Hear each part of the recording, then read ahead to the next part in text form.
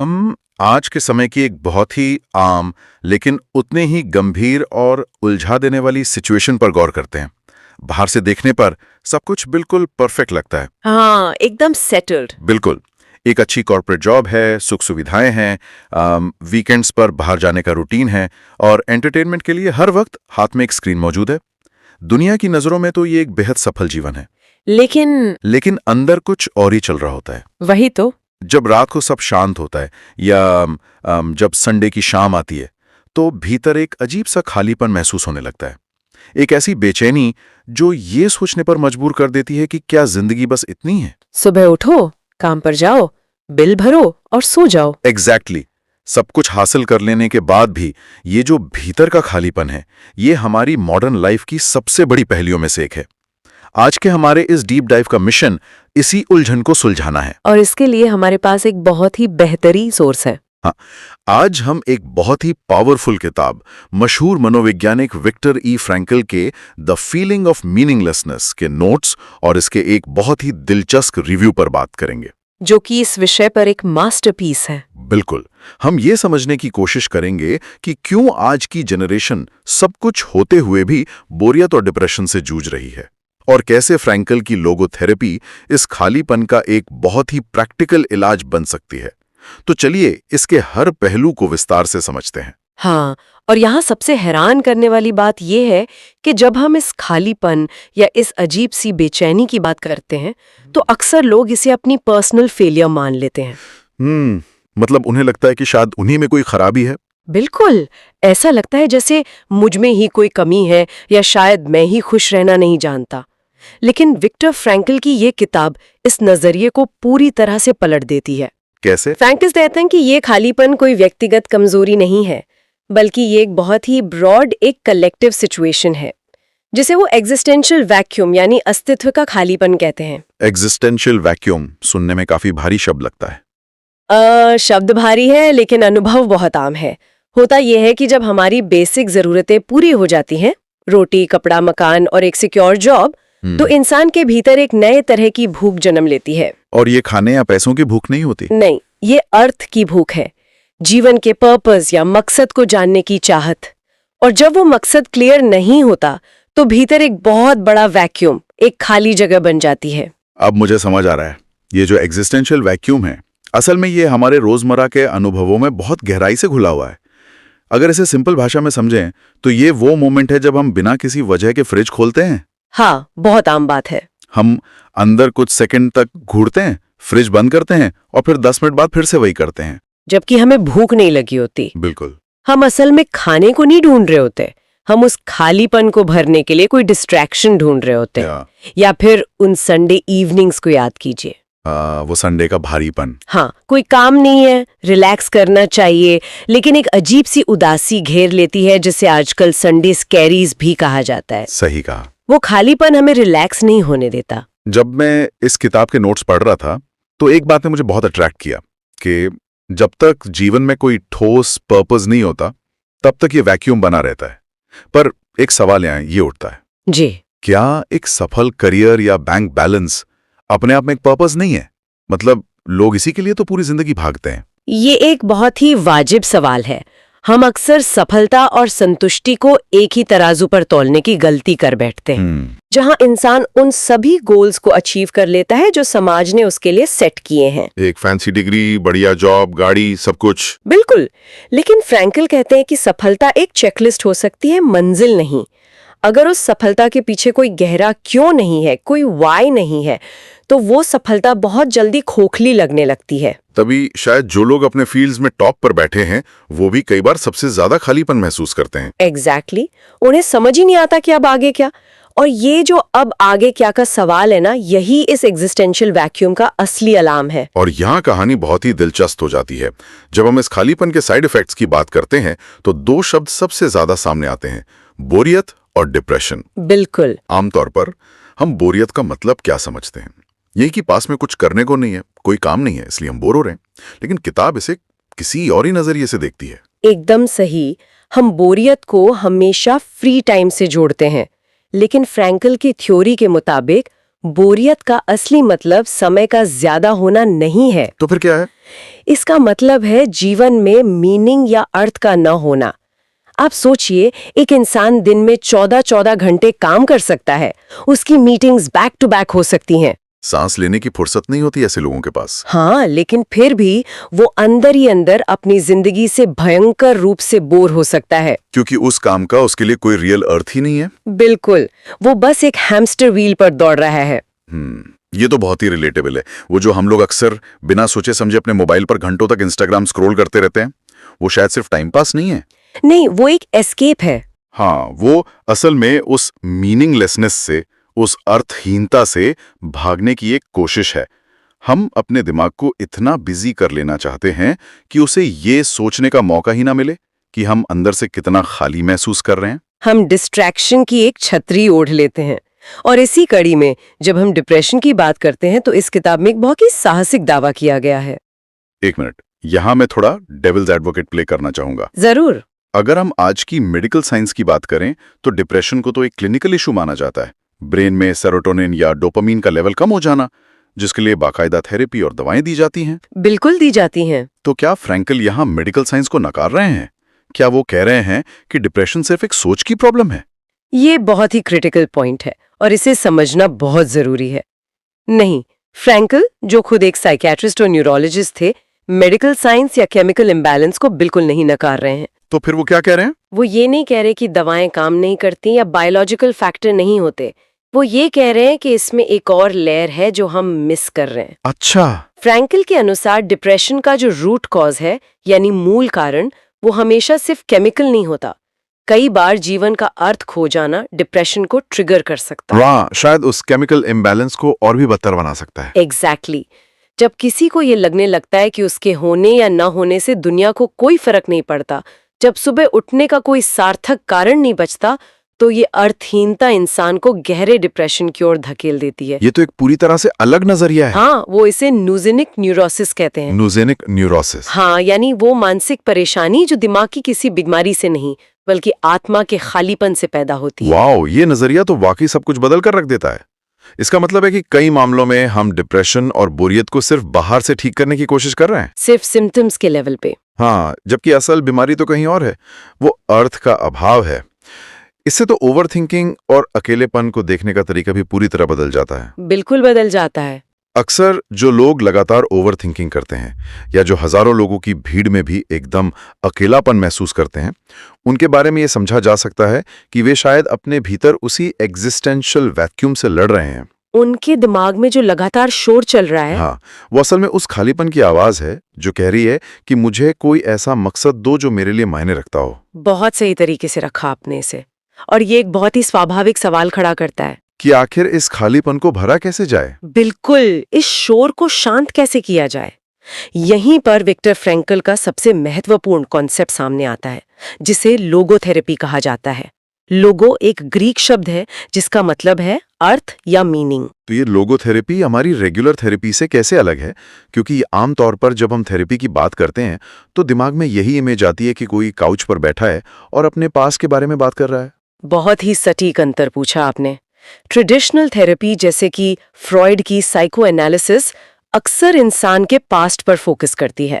वो पीछे मुड़कर देखती है कि बचपन में क्या गलत हुआ। हाँ, लेकिन लोगोथेरेपी फ्यूचर फोकस्ड है। ये आगे की ओर देखती है। इसका पूरा ध्यान इंसान को उसके जीवन का अर्थ खोजने में मदद करने पर होता है। मतलब ये पास्ट के गड्ढों को भरने के बजाय फ्यूचर के लिए एक मजबूत पुल बनाने पर काम करती है। एग्जैक्टली। और इसी सिलसिले में इस किताब का एक बहुत ही पावरफुल कोट है जो मुझे लगता है आज के समय के लिए सबसे ज्यादा जरूरी है। खुशी के पीछे मत भागो, अर्थ को ढूंढो, खुशी अपने आप आ जाएगी। ये बात आज के समाज की उस अंधी दौड़ पर सीधा प्रहार करती है जहां हर कोई बस किसी भी तरह से खुश रहना चाहता है। सिर्फ एक हैप्पीनेस का इल्यूजन है। मतलब सोशल मीडिया खोलिए, हर कोई मुस्कुरा रहा है, छुट्टियां मना रहा है, बुक स्टोर्स में हाउ टू बी हैप्पी वाली किताबें भरी पड़ी हैं। और हर विज्ञापन हमें यही बेच रहा है कि ये नया फोन ले लो तो खुशी मिल जाएगी। हमने खुशी को एक ऐसी मंजिल मान लिया है जहां हमें हर हाल में पहुंचना है। एक तरह से ये खुशियों का एक बहुत बड़ा भ्रम है जिसे हमने पाल लिया है। बिल्कुल। और प्रॉब्लम यही है कि खुशी कोई ऐसी चीज नहीं है जिसका सीधा पीछा किया जा सके। आप इसे जबरदस्ती हासिल नहीं कर सकते। हाँ, अगर कोई सुबह सिर्फ ये सोचकर उठेगा कि आज मुझे हर हाल में खुश रहना है, तो चांसेस हैं कि वो दिन के अंत में सबसे ज्यादा फ्रस्ट्रेटेड महसूस करेगा। फ्रैंकल कहते हैं कि खुशी तो एक बाई प्रोडक्ट है, ये एक साइड इफेक्ट है। Side effect? हाँ, जब हम कुछ ऐसा करते हैं जिसका हमारे लिए कोई गहरा अर्थ होता है, जब हम किसी ऐसे काम में डूब जाते हैं जो हमारे दिल के करीब है, तो खुशी अपने आप पीछे पीछे आ जाती है। तो लोगोथेरेपी हमें उस खुशी की अंधी दौड़ से बाहर निकालकर समाधान की ओर ले जाती है। जब मैं नोट्स को पढ़ रहा था तो मैंने देखा कि फ्रैंकल इस मीनिंग को खोजने के लिए 3 बहुत ही प्रैक्टिकल रास्ते बताते हैं। हाँ, और वो तीनों रास्ते बहुत ही गहरे हैं। चलिए इन्हें एक-एक करके डिकोड करते हैं। हाँ। पहला रास्ता है अपने जीवन के व्हाई यानी क्यों को समझना। ये क्यों हर इंसान के लिए बिल्कुल अलग हो सकता है। किसी के लिए ये उसका क्रिएटिव काम हो सकता है, किसी के लिए अपने बच्चों की अच्छी परवरिश करना, तो किसी के लिए समाज में कोई बदलाव लाना।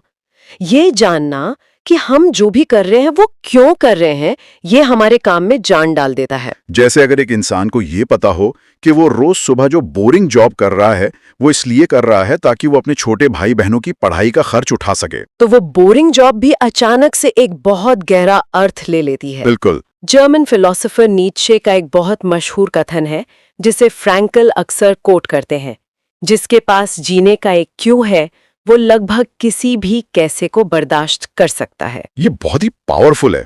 लोगोथेरेपी इसी विचार को एक प्रैक्टिकल टूल में बदल देती है। एकदम सही। जो दूसरा समाधान किताब में बताया गया है वो है अपने फैसलों की जिम्मेदारी लेना। अब यहाँ फिर से एक उलझन है। कैसी उलझन? अक्सर जब चीजें गलत होती हैं तो हालात को या अपनी किस्मत को या दूसरों को दोष देना बहुत आसान होता है। हाँ, हम कहते हैं मेरा बॉस ही खराब है या इकोनॉमी ही डाउन है, मैं क्या कर सकता हूँ। ये एटीट्यूड बहुत आम है। और यहीं पर लोगोथेरेपी हमें चैलेंज करती है। देखिए, ये सच है कि कई बार हालात हमारे कंट्रोल में नहीं होते। इकोनॉमी खराब हो सकती है, बॉस टॉक्सिक हो सकता है। लेकिन फ्रैंकल कहते हैं कि जब हम खुद को सिर्फ एक शिकार या विक्टिम मान लेते हैं तो हम अपनी सारी पावर दूसरों के हाथ में दे देते हैं। ये सोच इंसान को और भी ज्यादा शक्तिहीन बना देती है। लेकिन जब इंसान ये तय करता है कि हालात चाहे जो भी हो, उनके प्रति उसका नजरिया और उसका अगला कदम क्या होगा, ये फैसला सिर्फ उसका है, तो वो एक बहुत बड़ी जिम्मेदारी लेता है। और ये जिम्मेदारी ही उसे उस एग्जिस्टेंशियल वैक्यूम से बाहर निकालती है। वो एक पैसिव विक्टिम से अपनी जिंदगी का एक्टिव क्रिएटर बन जाता है। यानी आप अपने एक्शंस के लिए अकाउंटेबल बन रहे हैं। ये बहुत जरूरी शिफ्ट है। बिल्कुल। और तीसरा समाधान जो किताब प्रस्तुत करती है वो शायद सुनने में सबसे ज्यादा मुश्किल और अजीब लगता है। हाँ, सफरिंग वाला पॉइंट। अपने संघर्षों और कष्टों यानी सफरिंग को भी एक अर्थपूर्ण नजरिया देना। आपको ये पूछ सकता है कि भाई अगर मुझे रोज 2 घंटे ट्रैफिक में धक्के खाने पड़ रहे हैं या मैं किसी टॉक्सिक रिलेशनशिप से गुजर रहा हूं तो उस दर्द में क्या अर्थ हो सकता है। ये बहुत ही स्वाभाविक रिएक्शन है। ये सुनना वाकई थोड़ा अजीब लग सकता है कि कष्ट में भी कोई अर्थ खोजा जा सकता है। हाँ, क्योंकि दर्द तो सिर्फ दर्द है। लेकिन हमें ये नहीं भूलना चाहिए कि विक्टर फ्रैंकल ने खुद नाजी कॉन्सेंट्रेशन कैंप्स का वो अकल्पनीय दर्द सहा था, जहां उन्होंने अपने पूरे परिवार को खो दिया था। वो एक एक्सट्रीम सिचुएशन थी। बिल्कुल। वो मानते हैं कि अगर इंसान अपने दर्द में, अपनी सफरिंग में भी कोई अर्थ खोज ले तो वो दर्द फिर सिर्फ एक अंधा दर्द नहीं रहता, वो एक सबक या एक पर्पस बन जाता है। लेकिन इसको हमारी मॉडर्न लाइफ से कैसे जोड़ें? कॉन्सेंट्रेशन कैंप्स तो बहुत अलग बात हो गई, रोजमर्रा की जिंदगी में इसे कैसे अप्लाई करें? चलिए इसे आज के जीवन से जोड़ते हैं। मान लीजिए कोई व्यक्ति एक बहुत ही खराब और टॉक्सिक वर्क प्लेस में फंसा हुआ है और फिलहाल जॉब नहीं छोड़ सकता।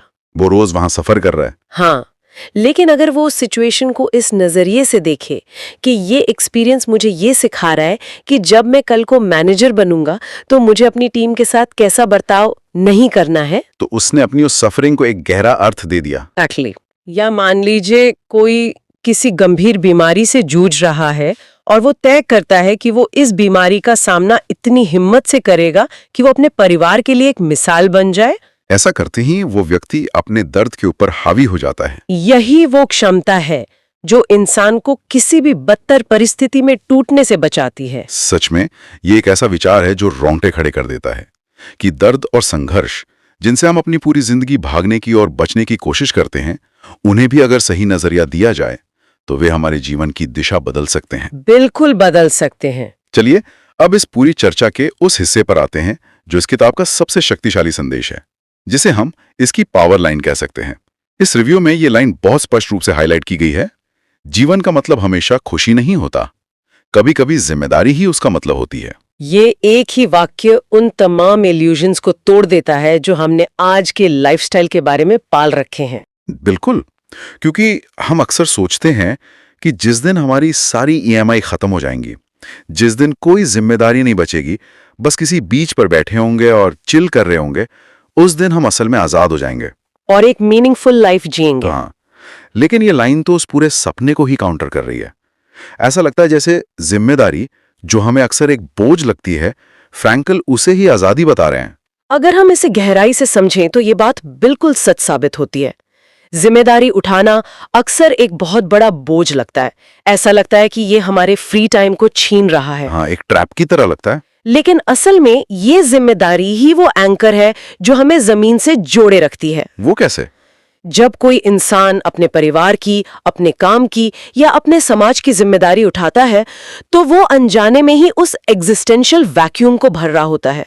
वो अपने जीवन को एक दिशा दे रहा होता है। मतलब वो खुद से किसी बड़ी चीज के लिए काम कर रहा है। हाँ, ये विचार कि मुझे अपने लिए नहीं बल्कि किसी और के लिए या किसी बड़े उद्देश्य के लिए मजबूत रहना है, ये इंसान को उसकी अपनी छोटी सी दुनिया से बाहर निकाल देता है और उसे एक बहुत बड़े मीनिंग से जोड़ देता है। बिल्कुल। क्या बात है। और यही वजह है कि ये किताब सिर्फ एक और टिपिकल सेल्फ हेल्प किताब नहीं है जो आपको 10 टिप्स देकर खुश रहना सिखाए। बिल्कुल नहीं। रिव्यूअर ने इस किताब के फॉर्मेट को शॉर्ट, डीप, फिलोसॉफिकल बताया है, यानी छोटी, गहरी और दार्शनिक, और इसे 4.5 की शानदार रेटिंग दी है, जो कि पूरी तरह डिजर्व्ड है। हाँ, ये सिर्फ उनके लिए नहीं है जो साइकोलॉजी पढ़ते हैं, ये उन सभी के लिए एक वेकअप कॉल की तरह है जो कॉर्पोरेट लैडर चढ़ने के बाद भी खुद को खाली पाते हैं, जो संडे शाम को उदास हो जाते हैं, या जो लगातार एक स्क्रीन को स्क्रॉल करते हुए अपनी ही जिंदगी से बुरी तरह बोर हो चुके हैं।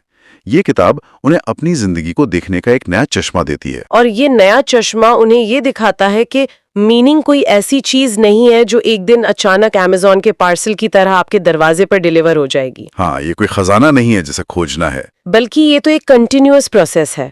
आपको हर दिन, हर पल अपने फैसलों से, अपनी जिम्मेदारियों से और जीवन के प्रति अपने एटीट्यूड से उस अर्थ का निर्माण करना पड़ता है। परिस्थितियों पर हमारा कंट्रोल नहीं होता। हाँ, परिस्थितियां चाहे कितनी भी आउट ऑफ कंट्रोल क्यों ना हो, हमारे पास हमेशा ये चुनने की आजादी होती है कि हम उन्हें रिस्पॉन्ड कैसे करेंगे। ये फ्रीडम और इस फ्रीडम के साथ आने वाली जिम्मेदारी, यही हमारे अस्तित्व का कोर है। एग्जैक्टली।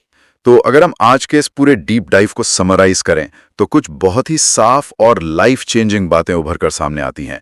पहली ये कि सिर्फ पैसे कमा लेना या सेटल हो जाना ही अंतिम लक्ष्य नहीं है। अगर भीतर वो खालीपन है तो कोई भी सफलता असली संतुष्टि नहीं देगी। दूसरी बात, बोरियत और डिप्रेशन को हमेशा सिर्फ फ्री टाइम या सिर्फ एक मेडिकल कंडीशन समझने की भूल नहीं करनी चाहिए।